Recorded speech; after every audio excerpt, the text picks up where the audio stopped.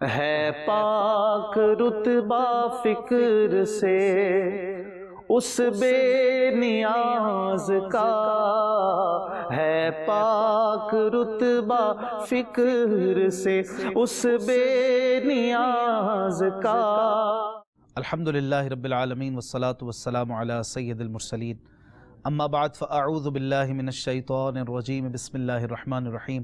الصلاة والسلام علیک یا رسول اللہ وعلی آلک واصحابک یا حبیب اللہ۔ الصلاة والسلام علیک یا نبی اللہ وعلی آلک واصحابک یا نور اللہ۔ مدنی چینل کے ناظرین، آپ دیکھ رہے ہیں پروگرام جس میں ہم اشعار کی تشریح بیان کرتے ہیں۔ نام ہے کلام شہنشاہ سخن۔ نعتوں سے، کلاموں سے محبت کرنے والے اس پروگرام کو پسند کرتے ہیں اور ہمیں الحمدللہ فیڈ بیک بھی ملتا ہے۔ اللہ تعالیٰ ہماری کاوش کو قبول فرمائے۔ ہماری کوشش ہے کہ ایک عظیم الشان شاعر کی لکھی ہوئی نعتوں کو جہاں ہم پڑھ کر عشق رسول حاصل کرتے ہیں، وہی اسے سمجھے بھی، اور سمجھ کر جب پڑھا جاتا ہے کوئی کلام، پھر اس کا لطف دوبالا ہو جاتا ہے، اس کا مزہ کچھ اور ہوتا ہے۔ پتہ چلتا ہے کہ شاعر کیا کہہ رہے ہیں، کیا مانگ رہے ہیں، کیا کہنا چاہتے ہیں اپنے محبوب کے لیے۔ حمد میں بھی یہی معاملہ ہے، نعت میں بھی ہے، منقبتوں میں بھی ہے۔ جتنا ہو سکے سمجھ کر جب نعت پڑھی جاتی ہے، کلام پڑھا جاتا ہے، اس کا مزہ دوبالا ہو جاتا ہے۔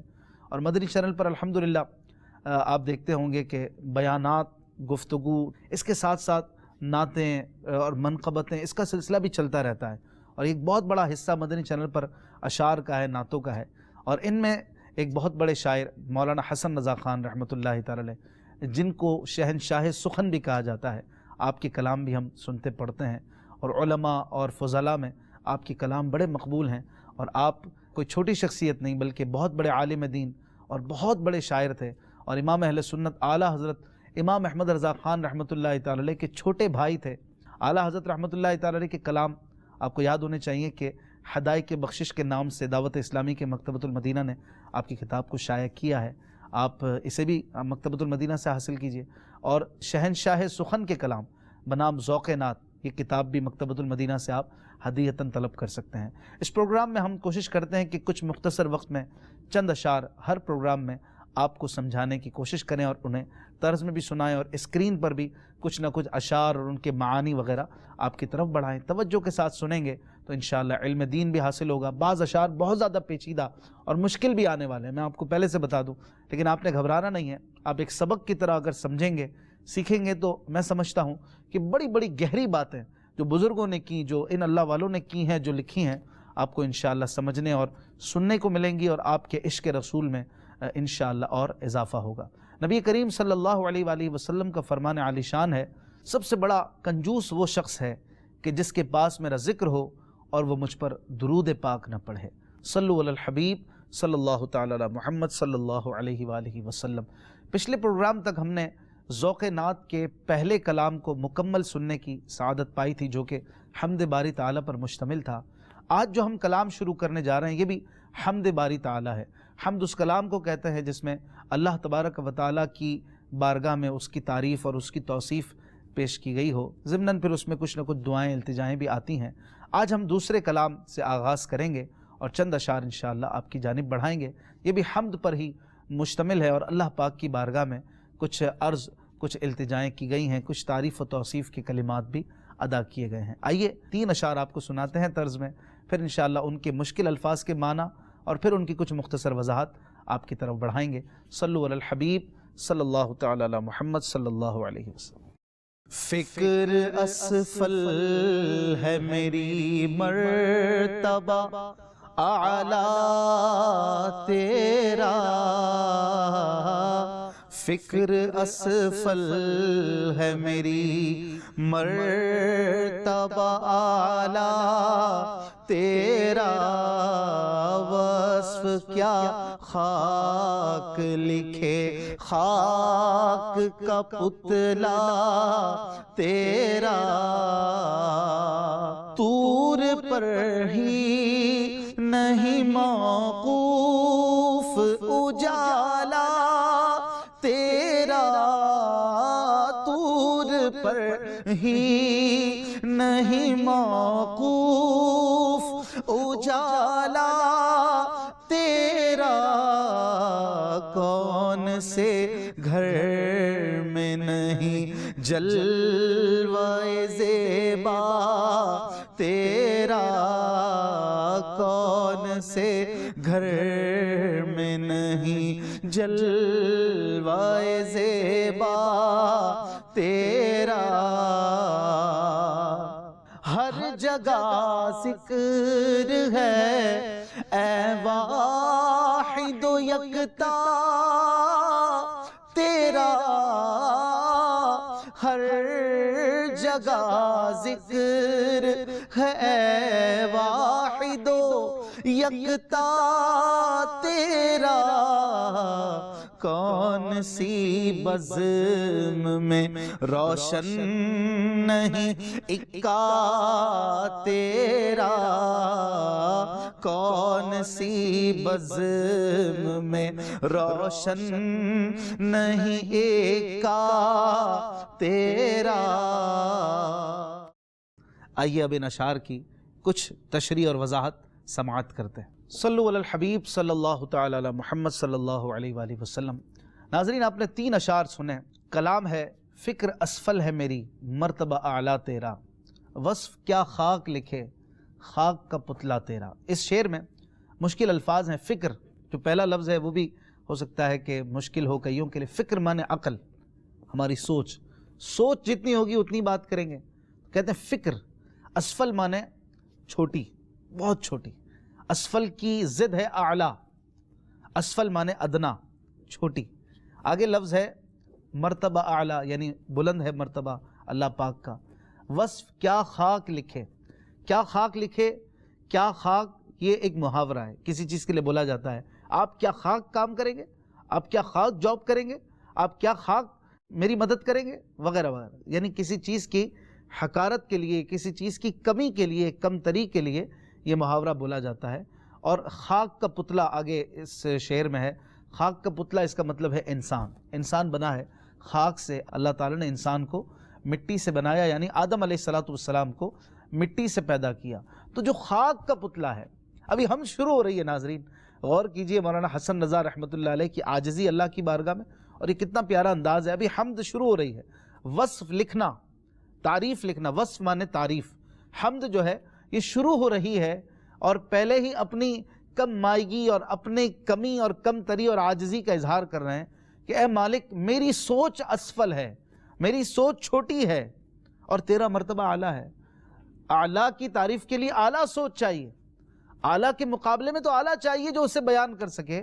میری سوچ چھوٹی، تیرا مرتبہ اعلیٰ ہے، تو مالک میں تیری کتنی بھی تعریف کر لوں، تیری کتنی بھی حمد بیان کر لوں، لیکن میں تیری حمد کما حق ہو بیان کر ہی نہیں سکتا۔ اور یہ حقیقت ہے، یہ عاجزی کے ساتھ ساتھ حقیقت بھی ہے کہ بندہ رب تعالیٰ کی تعریف و توصیف کما حق ہو بیان کر ہی نہیں سکتا، کیونکہ اس کی سوچ رب تعالیٰ کے مرتبے اور اس کی ذات اور اس کی شان کو سمجھ ہی نہیں سکتی۔ سمجھے گی تو بیان کرے گی نا۔ تو رب تبارک و تعالیٰ کی شان بہت بڑی ہے۔ عرض کرتے ہیں فکر اسفل ہے میری مرتبہ اعلیٰ تیرا، وصف کیا خاک لکھے خاک کا پتلا تیرا۔ تیرا وصف میں کیسے لکھ سکتا ہوں۔ اب اگلے شعر میں عرض کرتے ہیں طور پر ہی نہیں موقوف اجالا تیرا۔ موقوف مانے طور ہی پر ٹھہرا ہوا نہیں ہے، طور ہی پر جا کے اللہ کے جلوے نہیں ملتے۔ کسی ایک جگہ پر جو چیز ملتی ہو تو کہا جاتا ہے کہ وہ چیز تو فلاں جگہ ہی کے لیے موقوف ہے۔ اگلے مصرے میں ایک لفظ ہے جلوہ زیبا، یعنی خوبصورت جلوہ، پیارا جلوہ۔ تو عرض کرتے ہیں کہ مالک تیرے جلوے حضرت موسیٰ علیہ السلام نے کچھ جلوے طور پر دیکھے تھے۔ حضرت موسیٰ علیہ السلام نے اپنے مالک کی بارگاہ میں عرض کی تھی کہ مجھے اپنا جلوہ دکھا، میں تجھے دیکھنا چاہتا ہوں۔ اللہ تبارک و تعالی نے فرمایا کہ لن ترانی، آپ نہیں دیکھ سکتے۔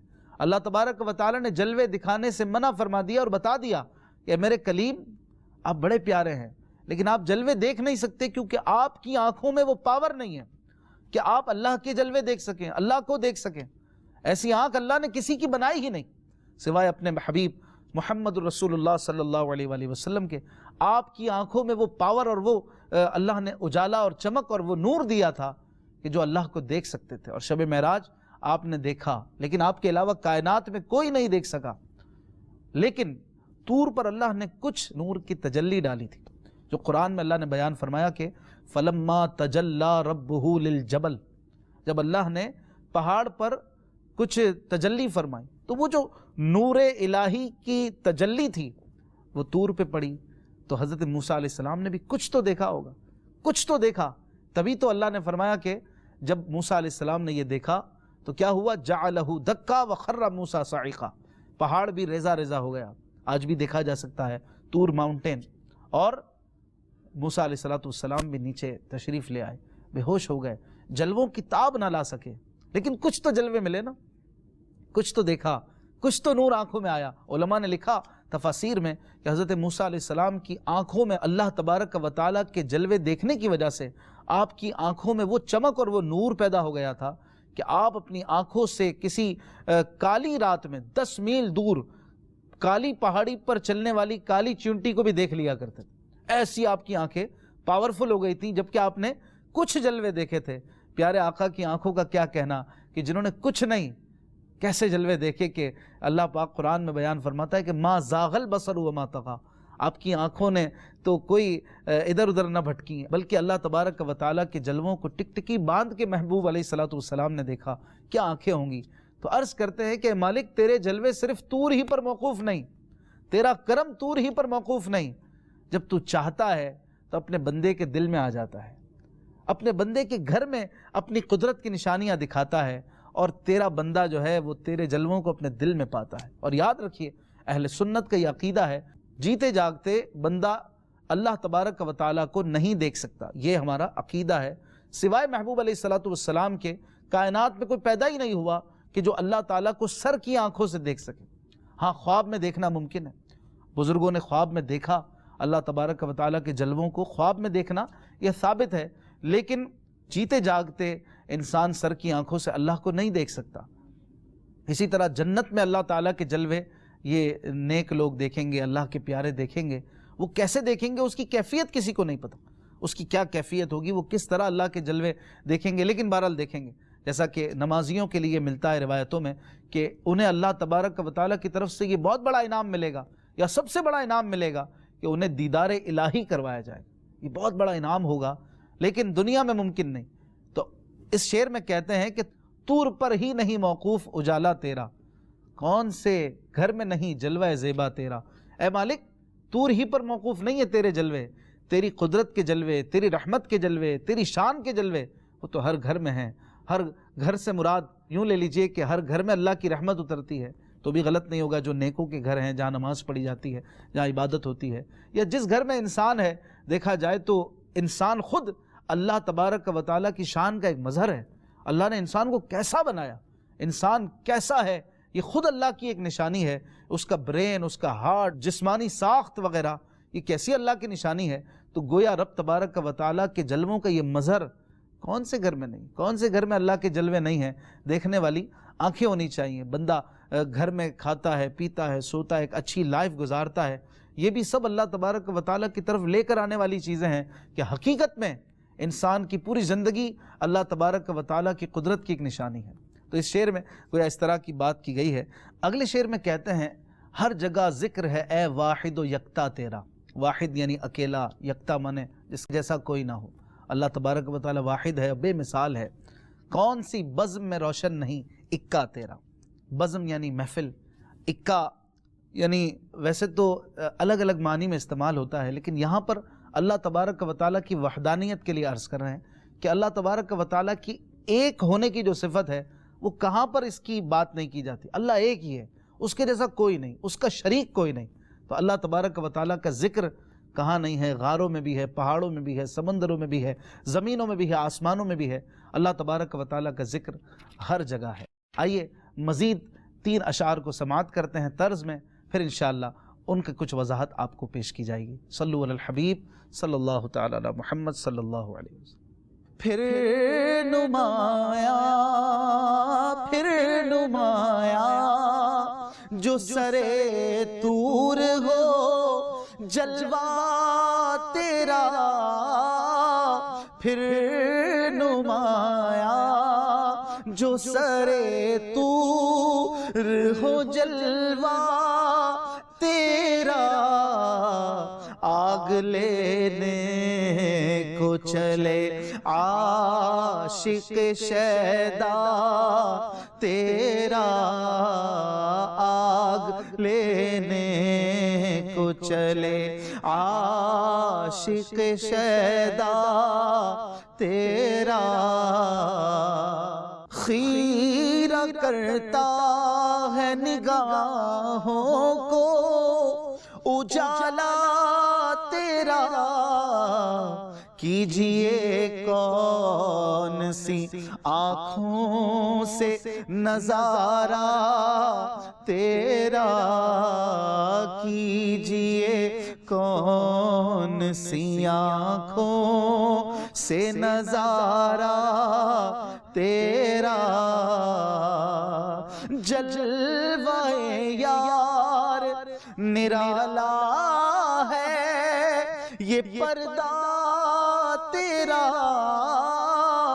جلوہ یار نرالا ہے یہ پردہ تیرا، کہ گلے مل کے بھی کھلتا نہیں ملنا تیرا، کہ گلے مل کے بھی کھلتا نہیں ملنا تیرا۔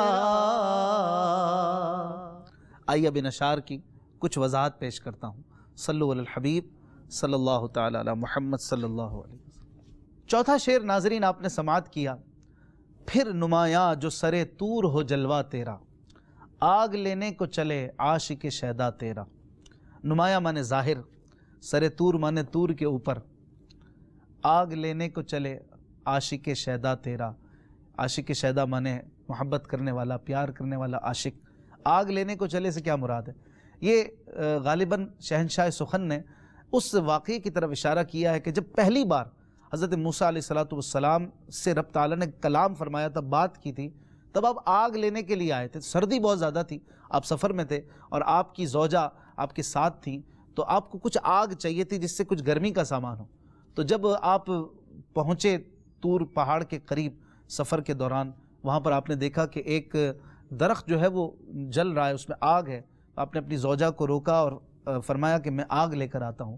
وہاں گئے تو دیکھا کہ وہ درخت میں آگ نہیں تھی، بلکہ رب تبارک و تعالیٰ کے نور کی تجلی تھی، اور اللہ تبارک و تعالیٰ نے آپ سے کلام کیا پہلی بار اور فرمایا کہ میں تمہارا رب ہوں، انی انا اللہ رب العالمین، میں تمہارا رب ہوں، میں اللہ ہوں۔ پھر آپ کو معجزات وغیرہ دیے گئے۔ تو اسی واقعے کی طرف اشارہ کرتے ہوئے بڑا پیارا انداز شہنشاہ سخن کا یہ لگتا ہے۔ آپ کہتے ہیں کہ اگر پھر یہ تیرے جلوے مولا ملنا شروع ہو جائیں، پھر کسی دیوانے کو تیرے یہ جلوے ملیں، یہ تجلیاں ملیں، تو پھر تیرا کوئی دیوانہ آگ لینے کے لیے چلے تو صحیح، چلے گا، تیری طرف بڑھے گا، تیرے جلوے بھی اس کی طرف متوجہ ہو جائیں گے۔ اگلے شعر میں کہتے ہیں، خیرہ کرتا ہے نگاہوں کو اجالا تیرا، کیجئے کون سی آنکھوں سے نظارہ تیرا۔ خیرہ کہتے ہیں حیران، پریشان۔ آپ نے دیکھا ہوگا، آپ ڈائریکٹ کبھی چمکتے ہوئے سورج کو دوپہر کے وقت دیکھیں تو آنکھیں خیرہ ہو جاتی ہیں، تھوڑی دیر کے لیے بلائنڈ ہو جاتی ہیں۔ آپ کسی تیز لائٹ کو دیکھیں تو آنکھیں خیرہ ہو جاتی ہیں، اسی کو کہتے ہیں خیرہ۔ تو گویا رب تبارک و تعالیٰ کے جلووں کو بھی انسانی آنکھ نہیں دیکھ سکتی، خیرہ کرتی ہے اس کے جلوے، اس کی قدرت کی چیزیں بھی دیکھتے ہیں، اس کی قدرت کے نظارے بھی دیکھتے ہیں، تو آنکھیں جو ہے وہ گویا چندھیا جاتی ہیں کہ رب تبارک و تعالیٰ کی شان کتنی بڑی ہے، کیسی کیسی اس کی قدرتیں ہیں۔ آنکھیں خیرہ ہو جاتی ہیں، آنکھیں پریشان ہو جاتی ہیں۔ تو پھر کون سی آنکھ سے رب تبارک و تعالیٰ کے جلوے دیکھے جا سکتے ہیں؟ کون سی آنکھوں سے اس کا نظارہ کیا جا سکتا ہے؟ گویا کوئی ایسی آنکھ ہے ہی نہیں کہ جس سے اس کا نظارہ ہم کر سکیں۔ اگلے شعر میں کہتے ہیں، جلوہ یار نرالا ہے یہ پردہ تیرا، کہ گلے مل کے بھی کھلتا نہیں ملنا تیرا۔ عرض کرتے ہیں مالک، یہ تیرا جو پردہ ہے، بندہ اللہ کو دیکھ نہیں سکتا، اس کی بات پہلے ہو رہی تھی، لیکن بات یہ ہے کہ یہ پردہ بھی کیسا نرالا ہے۔ اللہ تعالیٰ ایک اور مقام پر فرماتا ہے سورہ قاف میں، وَنَحْنُ أَقْرَبُ إِلَيْهِ مِنْ حَبْلِ الْوَرِيدِ، ہم ان کی شہرک سے بھی زیادہ ان سے قریب ہیں۔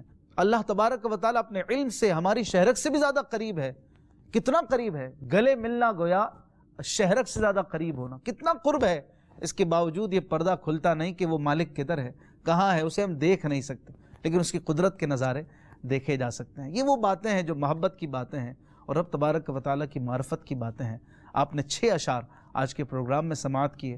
زندگی رہی تو انشاءاللہ اگلے پروگرام میں مزید کچھ اشعار لے کر اسی کلام کے حاضر ہوں گے. اس کلام میں یاد رکھیے 32 اشعار ہیں اور انشاءاللہ ہم تفصیل سے ان کی کچھ وضاحت کو سنیں گے. اپنا بہت خیال رکھیے گا. صلو علی الحبیب صلی اللہ تعالی علی محمد صلی اللہ علیہ وسلم. ہے پاک رتبہ فکر سے اس بے نیاز کا، ہے پاک رتبہ فکر سے اس بے نیاز کا.